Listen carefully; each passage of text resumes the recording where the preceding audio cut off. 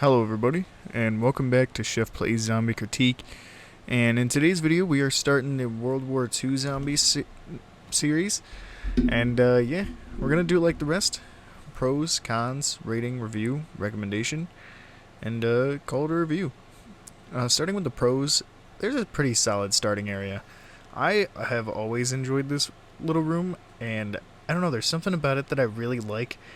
It's just quick, and if you're trying to stay and do a starting room challenge, I think it's a decent one for it, because it's narrow, but it has like a really solid like training kind of system. I don't know. Next forward is the map itself. Has a pretty straightforward layout.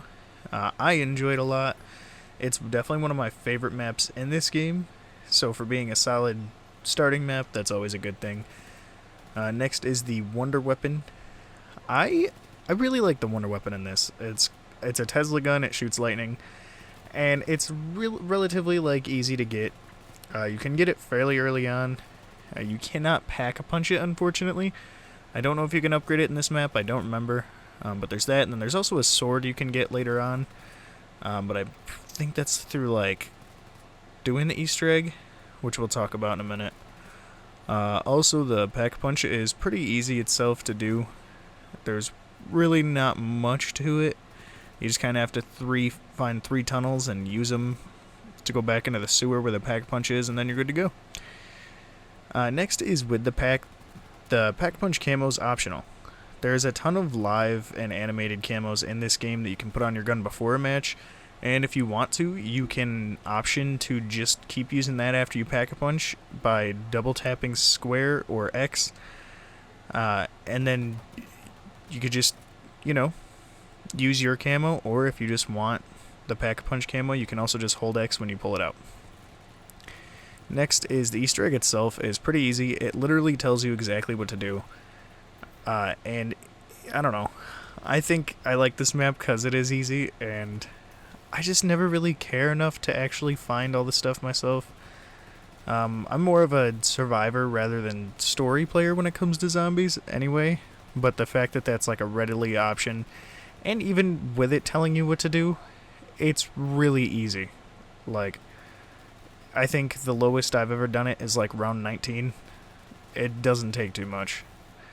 And with that is the final boss of this map, the Panzer Mordor, and he's really cool looking. He's like an amalgamation of a ton of other zombies, and even one dude that's still alive right in the middle. And it's just a really cool boss. You have to find like a Zeppelin, shoot down some stuff, throw it on the heel of the bad boy like 3 times. It's really easy, but it's really cool looking. Next is the Hound Rounds. And so, you know me, I love a good Hound Round because it's just a free max ammo with some easy enemies. And in this one, I don't remember what they're called, but they're like really tiny zombies, and well, not really tiny. They're scrawny, and they're super easy to take down. They do come, like, by round 30, there's like 30 to 40 of them at a time, so it's not like normal hounds where there's like at max 10 of them. Yeah, they come in a decent amount. And lastly this is just more about the game itself, is the pack ammo. And what I mean by that is after you've pack-punched a weapon, if you run out of ammo for it, you can just go back down to the pack-a-punch and buy more ammo, which is so nice, because one of the main issues I have in zombies is having to get a new weapon in super late rounds because I run out of ammo. You could always opt for a wall weapon. That's totally fine, because I'd say the wall weapons in this game are fairly decent. But if you don't want to do that, and you have a couple weapons out the box that you really enjoy, you can 100% just go down and rebuy ammo from the pack-a-punch itself. Now my cons for this map, there's really not many, but they are the Woosling, which is in every map in this game, and the pop-up debris.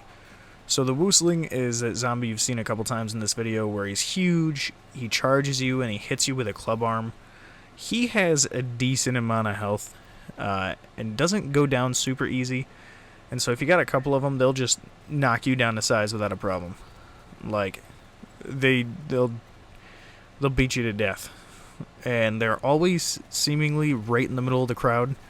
And when you shoot them, they charge at you like super fast, and then they just smack you in the face. And yeah, they bug me. And then for the pop-ups debris, what I mean by that is there are random jump scares and pop-ups in this map, and it's not the fact that they're there that bugs me, it's the location of where they are, because it's generally in the middle of the areas that I like do trains. And it can be annoying if you're in the middle of one and a zombie pops up out of like a manhole or out of a window with like a jump scare sound effect and stops you in your tracks. It can throw off the rhythm a little bit. And debris, there's not a ton of... Alright, Halo. Not a ton of debris in this map, but the debris that is there is kind of in the middle of like the training spots.